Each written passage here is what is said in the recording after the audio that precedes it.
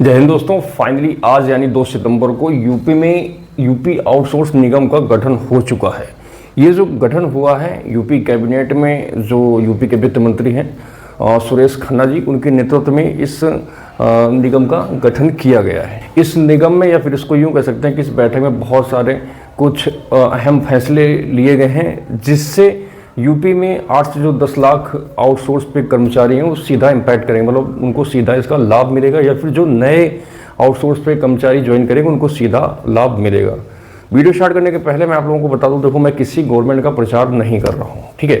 मैं आपको वही बता रहा हूं जो रिसेंटली आउटसोर्स निगम में चीज़ें निकल के सामने आई हैं, ठीक है। तो इसको आप उस तरीके से मत लेना कि मैं किसी गवर्नमेंट का प्रचार कर रहा हूँ, ठीक है।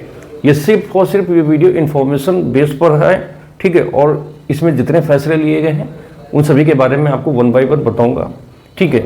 और जितने भी आउटसोर्स के कर्मचारी हैं, ठीक है, तो उनके लिए कहीं ना कहीं अभी फिलहाल पहले से तो बहुत बेहतर चीज़ें हो चुकी हैं, क्योंकि पहले बहुत अस्थिरता थी, ना उनको टाइम से वेतन मिलता था, ना उनका पीएफ कटता था, ना उनको छुट्टियां मिलती थी, है ना। उनको कुछ क्लियर था ही नहीं, जब मन हुआ तब उन किसी को निकाल के उठा के फेंक दिया।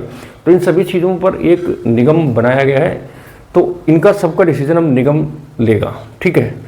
तो इन्हीं के बारे में मैं आपको बता देता हूं। अगर आप लोग यूपी के रहने वाले हैं तो आपको ये वीडियो पूरा देखना चाहिए, और जानकारी अच्छी लगे तो आप लोग इस चैनल को सब्सक्राइब करें और वीडियो को लाइक करें, जिससे आप लोगों को समय समय पर जो भी इन्फॉर्मेशन आए, या फिर जो भी योजना आए, या फिर जो भी वैकेंसी है, तो आप लोगों को समय से मिल जाए, ठीक है।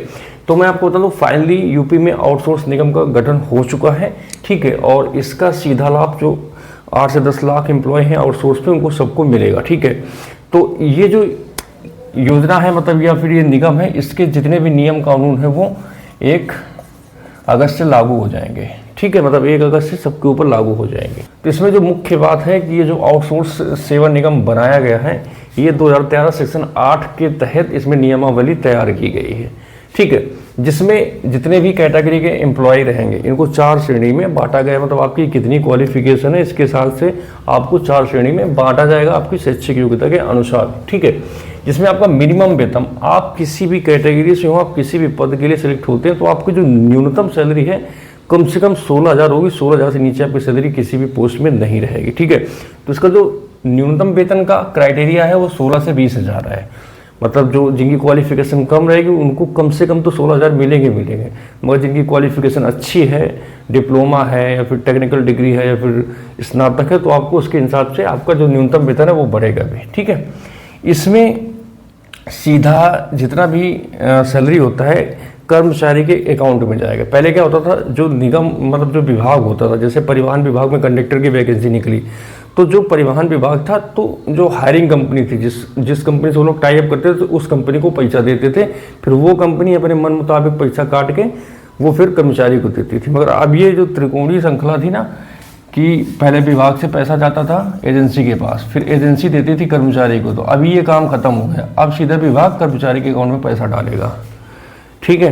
तो जितनी आपकी सैलरी होती है, मतलब जो निगम तय करेगा वो सैलरी आपके अकाउंट में डायरेक्ट जाएगी, मगर मिनिमम सैलरी 16,000 तो आपको मिलेगी ही मिलेगी, ठीक है। इसके अलावा पहले क्या होता था, आपका जो पीएफ का पैसा था वो भी निगम इसको देता था एजेंसी को। फिर एजेंसी का मन क्या, वो देती नहीं थी, एजेंसी किसी का पीएफ या फिर ईएसआई नहीं देती थी, ठीक है।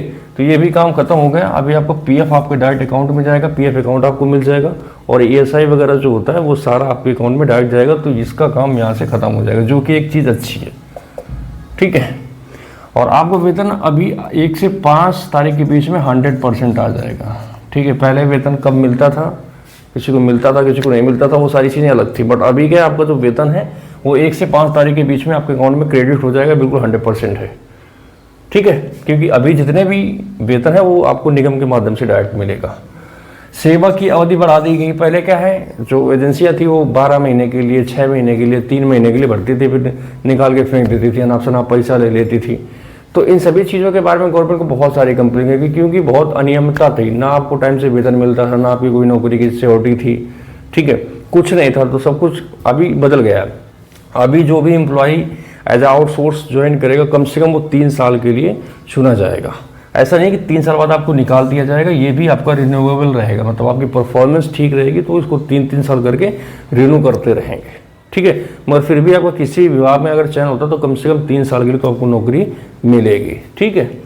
और इसमें पहले क्या मैटर्निटी लीव और पैटर्निटी लीव नहीं थी, मतलब जो फीमेल्स थी तो उनको प्रेगनेंसी के दौरान या फिर जब उनको बच्चा होता था उनको कोई छुट्टी नहीं मिलती थी, ठीक है, या फिर छुट्टी लेते थे तो पेमेंट कट जाती थी, या फिर 90 दिन की छुट्टी, बहुत चीज़ें थी। तो अभी फाइनली मैटर्निटी लीव में 180 दिन की पेड लीव आपको मिलेगी। जितनी फीमेल्स हैं अगर ड्यूटी के दौरान अगर इनका सारा वो होता है, बच्चा वगैरह होता है, तो इनको 180 दिन की मैटर्निटी पेड लीव मिलेगी। और जो लड़के हैं, जो मेल हैं, उनको 15 दिन की पैटर्निटी लीव मिलेगी, ठीक है। आपकी ड्यूटी 26 दिन रहेगी महीने में और 8 घंटे आपको काम करना पड़ेगा। अगर आपसे कोई भी एजेंसी 8 घंटे से ज़्यादा काम कराती है तो उसका आपको ओवर टाइम पे करना पड़ेगा, ठीक है।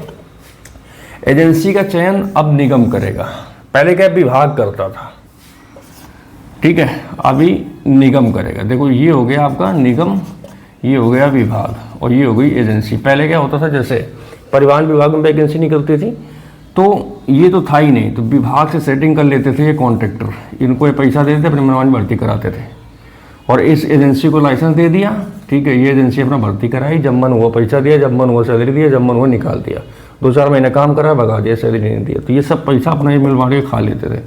अभी क्या है, विभाग का काम खत्म।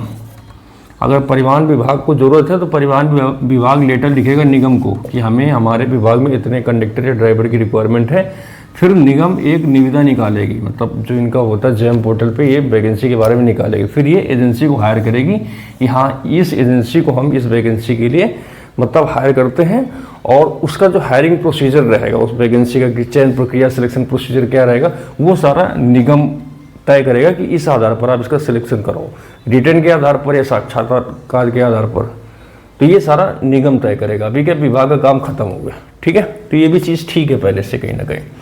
और एक चीज़ ध्यान रखना, ये आउटसोर्स और संविदा बिल्कुल डिफरेंट है, इस चीज़ को ध्यान रखना।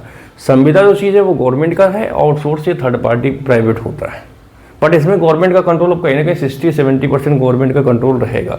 तो पहले से तो बहुत बेहतर हो गया, जो आउटसोर्स पहले था उससे तो बहुत बेहतर हो गया, ठीक है। इसमें आपको आरक्षण भी मिलेगा, आप SC ST OBC फीमेल या एक्स सर्विसमैन, आप फिजिकली हैंडीकैप हैं, दिव्यांगजन हैं, तो आपको इसमें जो एज पर रूल होता है गवर्नमेंट का उसके अनुसार इसमें छूट दी जाएगी, ठीक है।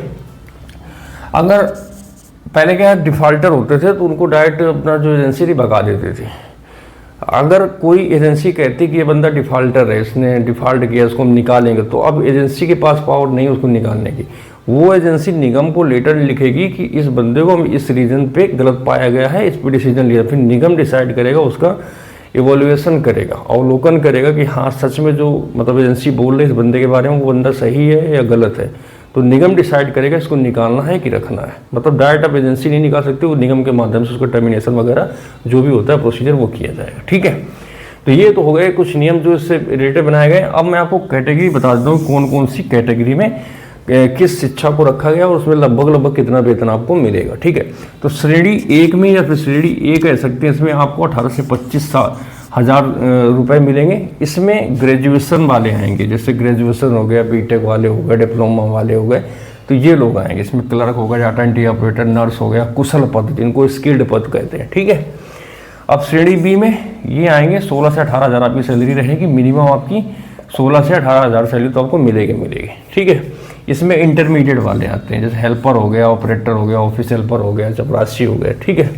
श्रेणी 3 में आते हैं ये 16 से 22 हज़ार में, ड्राइवर, इलेक्ट्रीशियन, ITI वाले, CCTV ऑपरेटर हो गया ना, स्किल ITI की जो स्किल ट्रेड होते हैं उनको इसमें मिलेगा 16 से 22 हज़ार। और जो श्रेणी 4 में आएंगे 16 हज़ार उनको कम से कम वेतन मिलेगा। 8वीं और 10वीं पास, जैसे व्रत हो गया, कुक हो गया, चौकीदार, स्वीपर, माली आदि, है ना, ये कुछ पद रहेंगे। तो इस प्रकार से इनको कैटेगराइज किया गया, अलग अलग श्रेणी में बांटा गया शिक्षा के अनुसार।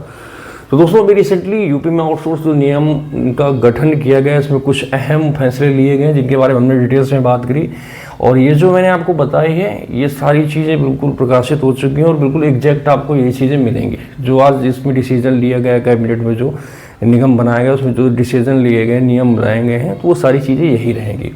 बाकी और कोई अगर नई जानकारी इस निगम से, आउटसोर्स से, निगम से संबंधित अगर मिलती है तो मैं उसको वीडियो के माध्यम से आप लोगों तक जरूर पहुंचाऊंगा।